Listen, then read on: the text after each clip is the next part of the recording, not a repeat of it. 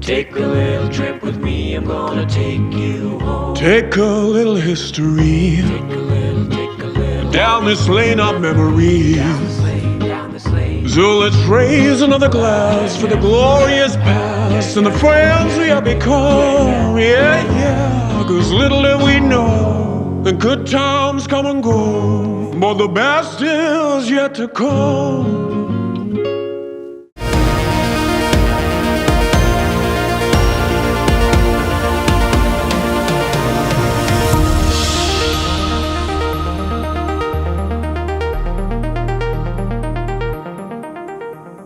Hello and welcome to a special interview for The Wire. My guest is India's greatest and best known electoral strategist, Prashant Kishore. A few days ago, we interviewed him on a critical question that's been at the back of everyone's mind for the last 3 weeks of the lockdown. What impact will this coronavirus crisis have on Indian politics? Today, I'm going to talk to him about himself. What is the secret of the success of his electoral strategy? Remember, his strategy brought Narendra Modi to Prime Ministership in 2014, and since then, he's made Nitish Kumar, Arminder Singh, Arvind Kejriwal, and of course, Jagan Mohan Reddy Chief Ministers as well. And next year, he hopes to make Mamata Banerjee and M.K. Stalin Chief Ministers. So what is the secret of his success? But before I come to that, Prashant Kishoreji, let me talk to you about Narendra Modi. You made him Prime Minister in 2014, but you were working with him from 2012. What attracted you to Narendra Modi? Yeah, first of all, I don't like to be called political strategist. It's a phrase which media uses, and I thought I said electoral strategy. Electoral or political strategist. The word I'm very, very uncomfortable with. At best, I see myself as a political aid to leaders or the parties who I choose to collaborate or who choose to collaborate with me. The second thing is me helping someone win election is not same as me making them win election. People like us are highly overrated. What we are able to do. Your modesty is winning. No, not really. I tell you that you don't win election because of an individual called Prashant Kishore, or for that matter, any individual or one organization working for you or helping you in certain part of your campaign or outreach or engagement with people I accept all of that. I accept all of that. But to say that I have made someone Prime Minister or Chief Minister is hugely, I would say, not. It's an journalistic. overstatement. It's not just journalistic speak. It's how hundreds of millions of people view you. But I accept. I accept. Your yes. modesty is winning. Let's not quarrel over your modesty. Let me ask you about Narendra Modi. What drew you to him in 2012 when you first began? So no, I started in 2011, not 12. What drew me, I have been on public record on this, that when I met him with regards to malnutrition situation in Gujarat, there is nothing which I could have claimed at that time that would have made me any better in politics or about politics than any other individual of my age or pedigree in India.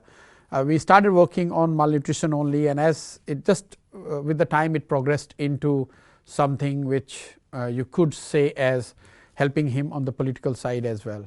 So he saw you and judged you as someone who gave advice on malnutrition to begin with, and then you began talking about politics, and he began to believe that you had quite a lot of valuable political advice to give as well. So if there is a credit to him, not to me. He recognized the talent in you. More than talent, I think he knew probably how some of those things could be put to use. Did you at the time believe that you had a certain insight or instinct or talent for politics, or did Mr. Modi see it and then you came to believe it as well? With the benefit of hindsight, now I think a little bit of political knack. Probably I would have had right from early when I was an adolescent or maybe when I was in college and all. But to put it in this frame and what I'm doing today or what I have been doing in the last 4-5 years, I don't think I ever imagined that I'll be doing these things, or I have any strategic advantage. The interaction with Mr. Modi from 2011 onwards helped you realize the talent in yourself? It has. I don't I didn't had a moment when I would have sat back and looked and assessed whether I have X talent or Y talent. It just happened. You just went with the flow, and this is a wrong notion people have, that you get hired or involved or engaged as a political strategist, and then next day onwards you start dictating terms or you start advising the person. It's all gradual thing. You do one thing right, then the second thing comes, then the third thing. One builds on another. Yes, that's how it Tell works. me about Narendra Modi. You've seen him at close quarters. What would you say are his strengths? Oh, there are many. You can write a book about his strengths, but if I have to single out one thing as his distinct advantage or strength, I would say the unique experience mix he has, which is unmatched in India, in contemporary India. And what I mean by unique experience is 15 years as a RSS Pracharak, he probably had an opportunity to see, observe, interact, engage with masses at the grassroots level like very few would have. Then 15 years as political organizer when he was in BJP, doing all what a political organizer or an activist is supposed to be doing, building organization, making it election ready, making it electorally a force, managing people, leaders, all those things is another bucket. And then 15 years as in government as chief minister and now as a prime minister. Now, if you put this thing together, you are talking about 45 years of experience, which to my mind is unmatched in India. You would not find an individual with the similar professional mix of 45 years, and that probably is his biggest advantage. People often say that Narendra Modi has an instinctive understanding of the Indian people. He can almost second guess what they feel and think. And is that because of his chaiwala origin? No, it's because of this experience, what I am trying to tell you. Not his chaiwala origin, but his extensive experience. It's about if you spend 40 years and if you are, of course you have to be very smart, you have to be wise, you have to be intelligent, but with this experience, exactly what you said, that's an outcome. But he has that instinctive ability, or literally he gets his instinct most of the time. He's right with his instinct when it comes to gauging public mood and interacting, engaging with them. It is because he has that experience to back that instinct. Let me ask you the opposite question. What are his big weaknesses? Oh, I'm too small a person to talk about his weakness. It is for people to judge. But as an analyst who's worked with him? See, I've been asked this question, and probably if I have to, I'm forced to say something, I'd position it differently. I would say probably as an individual, as a leader, he could be a bit more benevolent. So if you want to say, everyone has many weaknesses, so I'm not getting into that, but what he could be better on is by being the key, he could be more benevolent. What do you mean by more benevolent? In every possible way. You understand the meaning of benevolent. You mean nicer, kinder?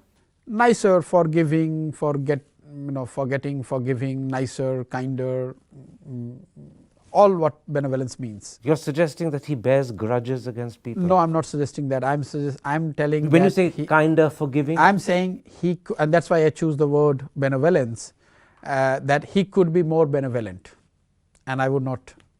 I would just let it be. But like you that. spelt it out to me nicer, kinder. No, I said you and you forgiving. Yes, that's how the dictionary would put the definition of meaning of. You're giving me the impression that if someone does something that upsets Mr. Modi, he remembers and holds it against them. I'm not getting into dissecting that, but you asked me a question about his weakness, and I'm telling that one area where probably he could have been better is this, where he could be a bit more benevolent. Is he an easy person to talk to? He's a great listener. A great listener? He's a great listener. He doesn't interrupt? No, and more than that, when you're talking to him, you're working with him, he gives you the impression that he's there in body, mind, soul, he's there with you. Even if that meeting is for 5 minutes or 2 minutes or 1 hour, no matter what the length is, no matter the hour of the day, no matter whether he's tired or whether he's fresh, you'll get this feeling that he's there in totality. And is he the sort of person who you want to share your innermost thoughts with? Is he the sort of person you would want to confide with, or is that going one step too far? That depends on the individual, and probably would vary from one individual to another. There would be people who probably would like to confide in him, and there would be people who... You worked with him for 4 years. Would you consider him a friend? No, I don't think he's my... no. He's not a friend? No, he's not. In general, no one should consider... I wouldn't advise, if you ask me, can I consider him as a friend, I would say no. Did you like him? I like many parts of him, yes. But not all? But that's true for all individuals. I'm going back to using a phrase I used earlier because it's used popularly, and I know it embarrasses you. You made Mr. Modi. No, I did not make But let me finish the question. Don't get hooked on the word made. No, but I'm saying... I'm using it on purpose because you'll soon work out why I'm using it. So yes. Let me finish. You made Mr. Modi. Can you unmake him? No, first of the question is not valid is because first of all I did not make him. Okay. Mr. Modi made himself. Okay, you helped make Mr. Modi. Can no, you I help did not even. I would not even. I would further qualify it. I might have contributed in my little way in what he became from 2011 to 2014 in that time frame. Then let me rephrase it. If you contributed in your own little way to what he became from 2011, from 2011 to 2014, yes. Would you be willing to contribute in your own way to his defeat in the next election? No, my life goals are not set like that. I'm not driven by this idea that I have to defeat X, Y or Z, and that includes Mr. Modi. Let me put another question to you. You've seen the sort of Prime Minister he's been since 2014. You've often tweeted with disillusionment, sometimes with anguish, occasionally with anger, particularly in the days of CA yes. and NPR. Yes. Do you regret the role you played in helping him become Prime Minister? No. No regrets at all? No. You learn, you don't regret. You learn from your experience, you don't regret. That's how If Mr. Modi invited you to work with him again, would you say no? I think we have moved too far. There's too much fasla between the two of you. Not fasla, like he first of all he doesn't need someone like me, and second I have also moved in my own little small way. So what's the question of going back? I don't think. So that's a bridge that's been crossed. You can't go back over it again. I don't think so. Let's come to the other people that you've worked with. Yes. To whose election success you've contributed in a big way. Nitish Kumar, Arvind Kejriwal, Jagan Mohan Reddy, Amarinder Singh. Yes. And next year, you hope to do the same for Mamata Banerjee and MK Stalin. What's the secret of the success of the advice you give them? I won't say electoral strategy because you don't like that word. What's the secret of the advice you give them? Just being open-minded and driven by the evidence or the data which we collect, know, and being commonsensical. It's largely about being commonsensical. 9 out of 10 things what we do, I tell you, is already known to the leader that this is what they should be doing. Sometimes they lack the conviction that they can or they should do it. So our presence sometimes helps in doing that. Sometimes they are not able to execute things as they would have liked it to be. So we help and probably contribute in executing it as well as it should be executed. And very rarely you also bring new information that comes from all your understanding of grassroots data analysis, whatever you want to call it.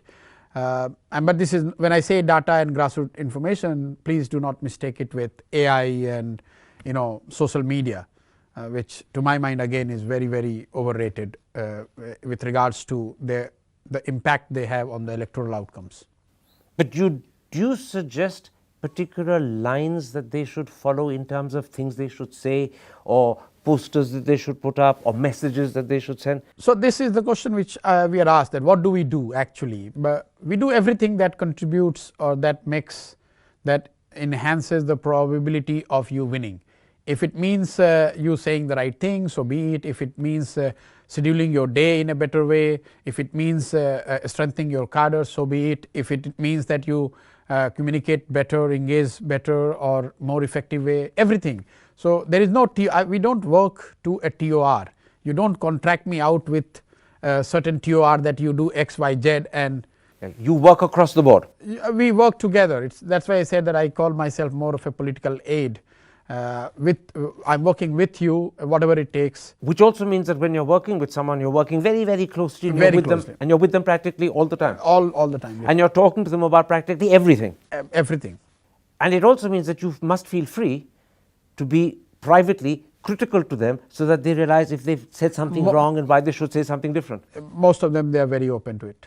Very open to it. Very open to it, because what they say in what they appear or what they say in public and what they are in private are two different things. And they are at the top because they are open to criticism, or they are open to the and they understand. And when they are getting someone like me, I am not going to go there and just praise them, because for that they have many more. Are there people who've approached you and said, we'd like you to work with us and help us, and who you thought about and said, no, I'm sorry, I don't want to take Many. this? Many. Many. So there are many that you've said you don't want to work with. Yes. Because you didn't think they were the right sort, or because you didn't think they'd listen to you? So, this is one of the most I would say conflicting thing that goes on, that on what basis we choose to work with, who do we choose to work. Sometimes it is just the matter of survival, because as you are starting your career, you don't have choice, you work with what comes your way.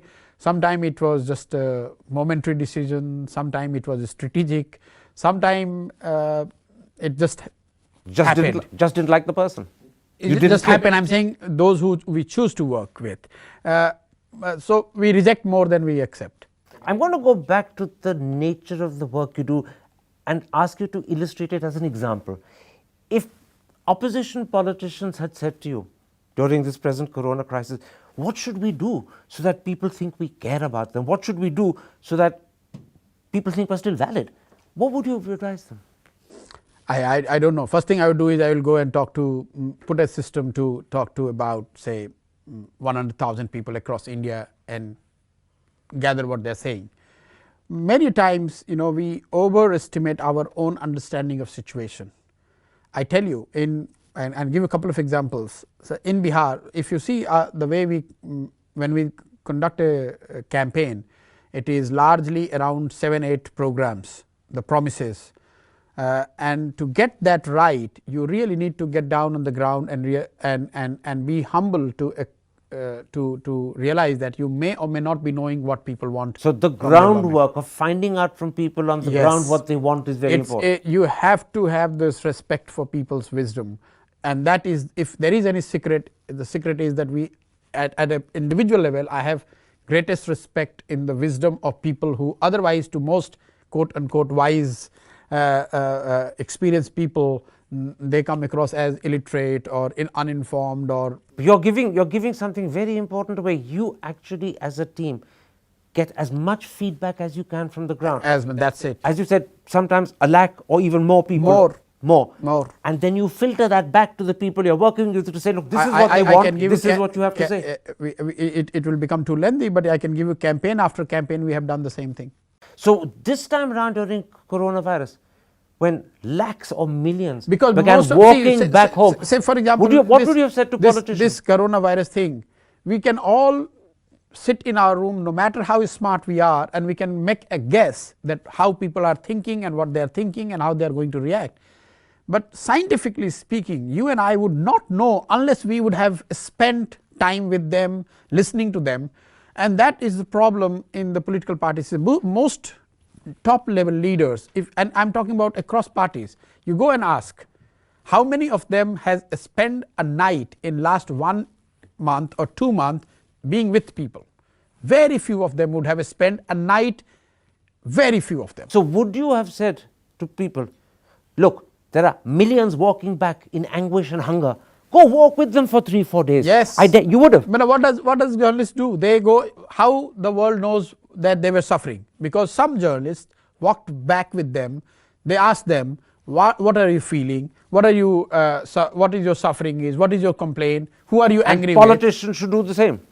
Unless you do that, you will always be disconnected. So politicians and you are more likely to make mistake in not getting them what people want. So from politicians who believe that they're being ignored or their party is not getting the fair play deserved, you would have said to them, take Rahul example, go walk with these people, identify with these people and try and see whether you can reach out. But there is no other way other than listening. You tell me if there is any other way to know what millions of people are thinking about a given situation on a particular day. So what I get the feeling is that opposition politicians had a wonderful opportunity, walk with these people, spend time with them, identify with them, understand and stand by them. Not doing it meant that you lost a huge opportunity. Yes, because see, this walking back thing, we can all make a second guess that what they were going through as they were walking back to their houses. What would have made someone walk 1,000 kilometers, children, a bag on their shoulder, what would have made someone to take that kind of risk? Unless you talk to them, I, in my limited wisdom, have not been able to figure it out a better way to know what they're feeling and what their possible reaction could be. And if I know what their actual issues are and what their possible reaction could be, then I am better placed to mount a political challenge or political strategy or communication. And also at a time when also I relate with them and they relate with me. And also at a time when they think that the government has turned its back on them, you're identifying with them and showing them, Hamara to Sahara aapke saath hai. Yes. Let me put to you two criticisms that are made of you. People say you're a political mercenary. You work with Congress in one election, the BJP in the next. Last year you worked with Shiv Sena, next year you're working with Trinamool Congress. How do you respond to that? I take it with a pinch of salt. I give them benefit of doubt for simple reason is that I have not made a concerted effort to explain why I do what I do. The second benefit of doubt, the reason why I would give them benefit of doubt is because there is no reference point for them to make assessment of me as an individual or as a professional or whatever they think of me. So everyone makes his or her own assessment that why I do what I do. Now on this question of Congress, BJP, this side, that side, if you give yourself 2 minutes, you will realize that since 2015, once we have walked out of the BJP NDA setup, in 2015 I have worked with Nitish Kumar, who he was fighting with. He was fighting with BJP. After Nitish Kumar, we were engaged, we were involved in election in Punjab, who Amrinder Singh was fighting election against. It was an Akali BJP government. After that, we were in UP, which we were unsuccessful. The Congress Sapa were fighting BJP. After that, we were in in Andhra. Jagan Mohan Reddy was fighting against TDP plus BJP. It was an NDA government. So, but you don't want to see it. You want to see who Didi is fighting, who MK Stalin is fighting. So you put this all together and tell me where we are moving from one side to another side. So in a sense, you're a bit like a lawyer. You don't judge the party that comes to you to hire you. You simply judge, I've got a job to do and I'll do it. No. You cannot hire me. You cannot hire You must want to work with them first. Yes. But this is one thing which I have said many times, that again, as I told you, people just don't want to understand. As I explained to you on being on the one side of the aisle. But journalists after journalists, they start writing that he works with all parties. Working with all party and working on both sides are two different things. In a country as big as India, you need to be, even if you are on one side, you might end up working with 4, 5, 6 parties. Then let me put this to you, and in a sense it flows out of your answer. You worked with people who are often political opposites of each other. But that is true for the political parties as well. Absolutely. Why are you, if that is the reason, BJP and communists were together in the government in 89. Tell me one party which has not worked with people who were But you didn't let me finish the question. Yes. I was going on to say, because you work with people or parties that are political opposites to each other, people ask, what does Prashant Kishore himself believe in? What is Prashant Kishore's own political position? Yes. So I'm glad you asked this question. At an individual level, I am driven by whatever and driven and fascinated by whatever I have learned or have been able to understand in my limited wisdom about Mr. Gandhi and what he has preached about how someone in public life should conduct himself or herself. Mr. Gandhi, I take it, is the Mahatma. Mahatma Gandhi, of course. And he said, the best politics is right action. This whole word ideology is so much misused by the politicians and the leaders of all class and color. Like khadi, this word ideology is so much misused, because in India, unfortunately, we equate ideology, having an ideology, with having a affiliation to a party, which is completely bunkum, because parties here in India, they keep changing themselves. So, but as a leader of the party, what you try to do in the name of ideology, you want to build a certain degree of intoxication in your judgment, in your so that you lose your objectivity to judge whether you are doing right thing or wrong thing. So, say for example, you are in Communist Party. So, you would be presumed to be having an ideology which is same as that of Communist Party, and by virtue of being a member of Communist Party and ideologically quote unquote a solid person, you are not supposed to be questioning even if Communist Party fails to deliver any good for the people. What is your own opinion? Do you think the young and the educated or the vast majority of this country should get blinded in the name of ideology? Most horrendous things in the history has been done in the name of ideology. I totally accept that. But so those who write that he is ideologically agnostic, they know nothing about ideology. But it's not the agnosticism of your position. I give you one more. No, let me complete this, because this is such an important point. People who are completely ignorant about ideology, they are, or how it should be applied in a political given situation. So, take Mahatma Gandhi. He was opposed to cow slaughter, and he was a votary of, say, being vegetarian or many such things. So, by that virtue, he was very close to what some part of what RSS is for. He talked about Gram Swaraj. So, that way he was very close to what socialists would say. He talked about state ownership of asset. That means he was partly communist, and he was in Congress. So, with your experience and wisdom, and you have dealt with so many politicians, tell me, how do today, if Mr. Gandhi would have been alive, what would have been his political ideology? Which party he would fit in? And if you help me understand, I will go and work with that party all my life. But in your own terms, you're saying a very important thing. You're saying you don't like the term ideology because it binds people between very narrow confines of what they think is your thinking. On many issues you have different thoughts. On some you equate with A, on others with B, on some with C. And this perhaps is the explanation to a question I asked you earlier. You can work with Shiv Sena one year and Mamta the next, and although the two of them look like polar opposites, both of them have things that in a sense you can identify with. In other words, you can't be confined or reduced to ideology, because there's a lot in you that is cross-connecting. So, I am saying that you, as an ideology, as a person, you must have an ideology, but do not equate it with having an affiliation with a political party, because in India, as we are still early as a journey of the nation, we are early stages of being a democracy. The party's ideologies are not as crystal clear and as casted in stone as people would like it to believe. But can I interrupt? While the political parties, they want to have this liberty and flexibility to keep changing their ideology, they want the citizens to be binded to them in the name of ideology. That's what I'm trying to tell you. But you're saying a very interesting thing, and there's a certain element of perhaps contradiction. At one level, you're happy to work with people who... No, working is a different thing. Let's stick to ideology point. But I'm trying to understand... As a citizen, whether you should have ideology and how do you deal with this having or not having an ideology.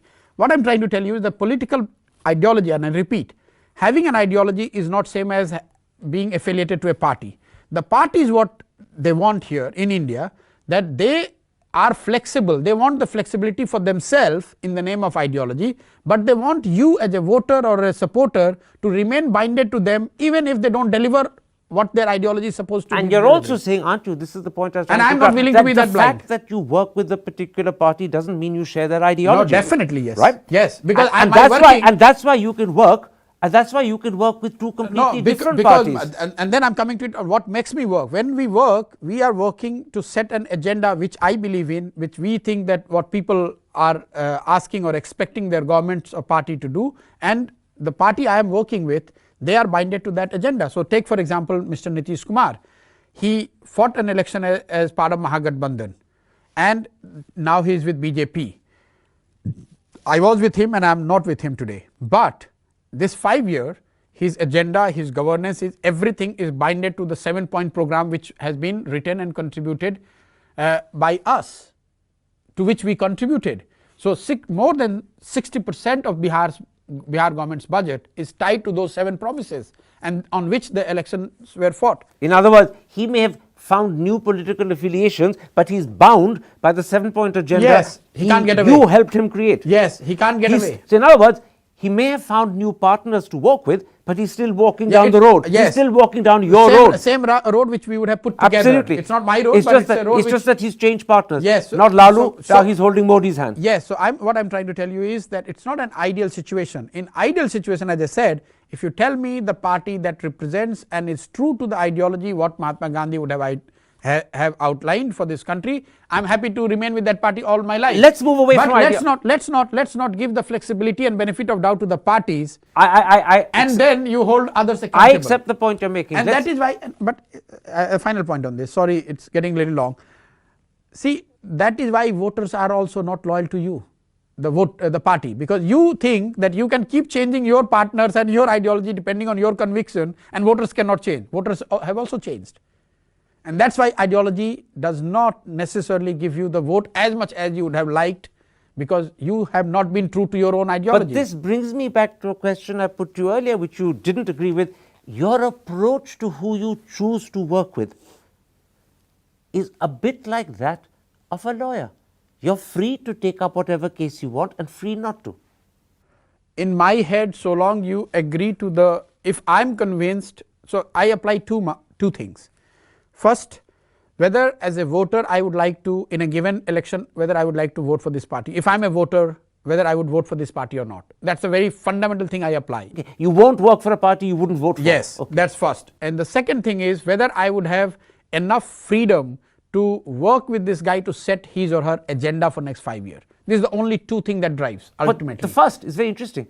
You must have felt you could vote for Shiv Sena in Maharashtra because you work for them. Yes. And you must feel you can vote for Mamta next year because Yes. you're working with her. Absolutely. And yet the two people could be very different. Very, very different things. Because they are in different worlds. So if next year. But doesn't that suggest you're torn apart? I'm coming to it. So if next year in Bengal there is an election and you are to vote, as a voter, who would you vote? There are 4 options: Congress, Left, BJP and Mamta. As a voter, who would I vote? If I think that I will vote for TMC, I'm happy working with TMC. What made you vote or believe you could vote for Shiv Sena? On so many issues I'm not like with CAA Shiv Sena and NRC. No, on Shiv Sena, Shiv Sena is not, Shiv Sena has been a very limited couple of advisors here or there. We have not worked as much as you would like the world to believe. So there has been no. One more question before I take a break. I've gone a lot on about how you made, and you don't like that phrase, chief ministers and prime ministers. The one failing was UP in 2017. Yes. What went wrong? What went wrong? Yeah. In simple word, we could not execute what we planned. So, and the blame lies with me, not with anybody else, for going with a plan which probably was not implementable, or for failing to execute, because when I work with someone, I do not only plan or advise, I actually work with them to execute it as well. So that was at the fundamental level, we could not execute what we planned. Because they wouldn't let you? That's not material whether they let me do that or not, because end of the day, if they did not allow me to implement, I should have quit. But yes, it was a failing which should be attributed to me, not to Congress or anybody else. I am more to be blamed than them. Let me ask you one more question. You worked very successfully with Amrinder Singh in Punjab. He came, I believe, just 1 seat short of a 2/3 majority. Yes. It's one of the In biggest UP, victory Congress ever had. people believe you were working with Rahul Gandhi. Was Rahul Gandhi the problem? No, but Rahul Gandhi was not the face of UP. See, if I can sum it up, in an election you need what I call 4 M's. The messenger, which is the leader, the message, the leader saying the right thing what people want, and that's what I said, that you need to be informed and be data driven and talking to as many people as possible so that you tell them the right thing what they want to hear. Then there are 2 things, which is machinery, which is the party, and the mechanics. Mechanics is largely the campaign, what as people understand. Out of these 4, if you do not get 3, if not 4, if you don't get 3 right, you are less likely to be successful. How many were wrong in UP? In UP we were wrong on all 4. On all 4? Maybe 3. We had the right message, but we did not have the right messenger. We did not have the enough face messenger. in UP, I take it, was Akhilesh. No, when I started with Congress, Akhilesh was not in picture. It was about the Congress campaign. This was an afterthought, maybe plan. For the early stages of the Congress campaign, the face was Sheila Dikshit. Yeah, even before that, there was somebody else. So it was all in mess, because the campaign in UP at our level, it started in March 2016, and Akhilesh and Mahagathbandhan happened 1 year down the line. Sheila Dikshit came 6 months later, then in June. So the problem was messy thinking in Congress. I wouldn't say messy thinking in Congress. I am saying from March till January, when the elections were in February, we kept on changing plans, because whatever plans were put together we could not implement, and then every 2nd month or every 3rd month we were revisiting that plan, trying to come out with a new one. And my fault was that I did not stick or I did not say, if you are changing anymore, I am not continuing. Yeah, I get the feeling that in fact long before the election happened, you realized this was going the wrong way, and you felt. No, I can tell you on record, I have said it before also, in month of October 2016, probably I wrote twice or thrice, I even sent the resignation letter that I don't want. Resignation meaning that I don't want to continue with UP program. And Congress insisted you do. I wouldn't say they insisted, but okay, mutually once you are in the war, then there is very, sometime you get overconfident that okay, let me try one more time, let's see. So it was a combination of things. So this is a series of mistakes that you badly regret today. I don't regret. I told you I don't regret anything in my life. You've learned from them. I learned from it. But you're determined never to repeat them. Hopefully I would not. I wish I would not, and hopefully I'm not going to repeat. So Congress and that experience was a learning experience. A great learning experience. It taught you what never to do. It told me that you could have the best of the plans, but you could still fail if you are not able to execute it the way you want. And people could change after agreeing to the plan. That was the real unique experience I had in UP, because before that, whoever I have worked, once I can understand having a difference of opinion when you are drawing up the plan, but once people at the highest level, they agree to the plan, they never change. And Congress kept changing. The situation in UP was such that we kept changing, and that is what led to the. You've been extremely upfront and honest in talking about yourself, how you choose parties to work with, why you choose parties. At great length you've explained to me what ideology means to you, and also that at the end of the day there are many that you refuse to work with far more than you've agreed to work with. I'm going to take a quick break and come back and ask you in a very short last part, how do you see your future? You're 43, you have at least 20 if not 30 working years ahead of you. What does the road look like over the next 3 decades? That's in a moment's time. But first, a message from our sponsor Glenlivet whilst I take a sip from this glass. Take a little trip with me, I'm gonna take you home. Take a little history Take a little down this lane of memories. down this lane. So let's raise another glass for the glorious past and the friends we have become. Yeah, yeah, 'cause little did we know the good times come and go, but the best is yet to come. Welcome back to a special interview for The Wire. My guest is one of India's most highly regarded electoral strategists, although I should add, he doesn't like that term, electoral strategy. Prashant Kishore. Mr. Kishore, in February, you launched a platform called Baat Bihar Ki, and it was an attempt to bring together people who wanted to make Bihar one of the top 10 states. And in just 8 weeks, 10 lakh people have joined you. Would you accept that this is an indication of your popularity? No, it's an indication that again we got the message right. It's time governments and leaders are assessed not in terms of what they deliver in gross numbers, but on relative terms. And if I can just take a minute, what this Baat Bihar Ki is all about. In last 15 years, a lot of people, I would say literally everyone, accept the fact that Bihar has done much better than what it was doing before under Nitish Kumar's leadership.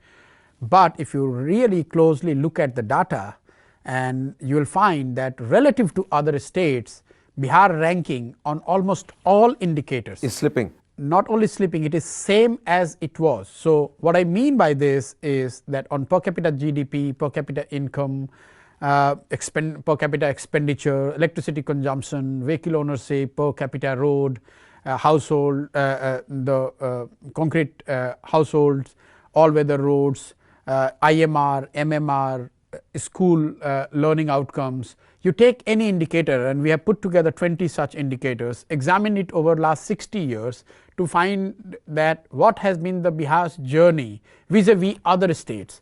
Unfortunately, what we saw that despite much what has happened during Nitish Kumar's government between 2004 and 2015, and some data points are up to 2019, Bihar's relative ranking is same as it was in 2004. So when I was with Nitish Kumar, this was the thought which I was discussing with him, that it's time we stop comparing ourselves with what we have done in last 15 years vis-a-vis the 15 years of Mr. Lalu Yadav's government. It is time we say that in next 10 or 15 years, how we are going to take Bihar and take it to in the top 10 states. You can't make it number 1 because other states are not sleeping and they would be also growing. And this was the agenda when I was with him also, and he was largely very, very supportive to this whole thought. When I separated for reasons which are already in public domain, I thought that let me start with this, let me educate people, let me engage with people of Bihar, that it's time that we look at the relative outperformance, because only a relative outperformance by the government of Bihar can take Bihar out of the misery where it is. Otherwise, we might continue to grow very well, 8, 9, 10%, we might build more roads, we might build more schools, but relative to other states in India, we remain where we are. We will remain where we are. I just give you one point and we finish. Just take for example per capita income. If government of Bihar is to promise that in next 10 years we will be number 10, today we are number 23. If Bihar has to become number 10 on per capita income basis, the income has to grow 10 times, 8 times to be precise. So 8 times. So you have to put plan according to that, and that is what Clearly is attracting the youth. So clearly, Baat Bihar Ki has struck a chord, which is why 10 lakh It people. has struck a chord because we are raising the right issue. It has got nothing to do with my Absolutely, but popularity. for whatever reason, it struck a chord, which is why 10 lakh people have joined in just 8 weeks. Would you consider converting this into a political party in time to fight the next elections, which, if they happen on time, will be in 6 months' time? No. I have made it public that this whole initiative has got nothing to do with starting a political party or trying to win or lose, or trying to help someone win or lose elections which are due in So November. Baat Bihar Ki is not going to become political. It's Absolutely not. apolitical, and it's basically centered around pushing Bihar's development to a point where Bihar becomes one of the top 10 states. No, it's in the short run it is aimed to educate people, bring a lot of young people on board with this idea that we need to relatively outperform other states. And in electoral terms, we are looking at about 8,800 panchayats which are there in Bihar, and elections are due post assembly election, to make those who believe and buy into this idea to fight elections, because those elections happen not on the party symbol. So I want as many young people who I think are good. So Baat Bihar Ki can sponsor people for non-political panchayat type elections, We are already doing it. but not state level or national level elections. No, not in Bihar right now. Is this a no forever, or is this just a no for not now? No, in the short run, that's the idea, that let's But what happens in the medium run? that we don't know what happens in. So medium there is a run. possibility in the future. No, temperamentally I am opposed to idea of creating a lot of a party just for the sake of it, unless you have a real good value proposition to offer. Let to me the bluntly ask you, you're a political animal. The excitement of politics runs in your veins. You've helped a lot of people become chief ministers and in one case prime minister.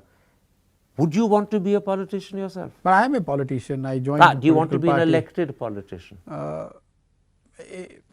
I'm not in hurry, and I do not look things in binaries, or I do not look things from the in 2 years, 3 years, 5 year time frame. I have a tendency to look things. I think if you want to do something meaningful, you have to have a time horizon of 10, 15 years. Absolutely. You're only 43. You have a time horizon of 30 years. Yeah, but so you I'm began not looking your at, answer. I don't have the wisdom to, or crystal ball to see 30 years down the line and 20 years down the line. I'm saying that if I have started something, I want to be in politics, I will not tomorrow launch a party unless I have a right value proposition to offer, which is distinct and which is accepted by the vast majority of people who I want to I'm going to go represent. back to the beginning of your answer. When I asked you, do you want to be a politician yourself? Your I'm words already a were politician. not in a hurry.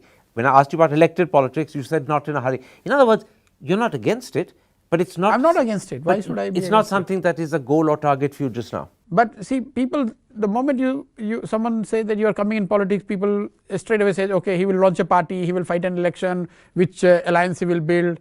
Those things are not how I see things change. At the moment. No, not on at the fundamental level. That can not change what I'm asking or what I'm seeking to happen in Bihar. If you want to change Bihar on those terms which I'm articulating, which is the relative outperformance vis-a-vis other state, that cannot happen unless you bring the fundamental change in the way the whole political ecosystem is organized and brought together. Elected politics is not your priority at the moment. Yes, not a priority. But it is possible 5, 10 years down the road. Yes, of course. So you're not closing the door. Not at all. To becoming an MP or a minister or a chief minister. No, those things. See, I have said that in Bihar, I will continue to work at the grassroots. Next 5 or 10 years, I'm not going to upper house, Rajya Sabha or Lok Sabha. No disrespect for those. I just think that I need to spend that many years working on the ground to understand. Does that include no MLA either? No, I have not said MLA, but I have assured this to people, because I have been asked this question in Bihar, especially from the young people who I work with, that are you going to go to parliament? And I have said that no, I have got no interest in going to parliament. You said it doesn't include being MLA. Yes, but if I am to fight election in Bihar at some point in time, yes, I could. I could, yes. And but if I have to have a value proposition. Absolutely. Right now I don't have a value proposition. See, winning an election is one thing, but after winning you should be able to do something that makes a difference. Otherwise, yes, winning an election, we help so many people, as you rightly said, to win election. So I'm sure I can organize my own election to become an MLA or MP, but that would not necessarily bring the change which I think we should be aiming to. You're saying 2, 3 very important things. I'm just summing up. Getting elected as a politician yourself is not your priority at the moment. Yes. You're pretty clear that you don't want to be an MP or in Lok Sabha or Rajya Sabha member for at least the next 10 years. But the possibility of an MLA is open. It's not immediate, but it is open. Because grassroots fascinates me. And I think we must give ourselves 5, 10 years time to understand grassroots before trying to jump. And an MLA is a direct product of a grassroots understanding. MLA, the Mukhya, the Panchayat level, that is far more exciting. I know people will think that I'm just saying it for the heck of it, but that is where the real learning is. Because there's no school where I can go and teach myself or educate myself with what happens at the grassroots, other than the fact that I work at that level of the grassroots has to teach you what happens at the grassroots. Yes, grassroots has to teach. You have to make yourself part of the grassroots if you want to actually learn something meaningful. Prashant, for a fascinating interview, both about yourself and your understanding of electoral strategy, even though you hate that word, and politics, I'm deeply grateful. Thank you. It's a pleasure. Thank you. To receive instant updates on all videos from The Wire, click the subscribe button and hit the bell icon. Pay to support independent journalism. Click the link in the description and choose the amount you want to pay.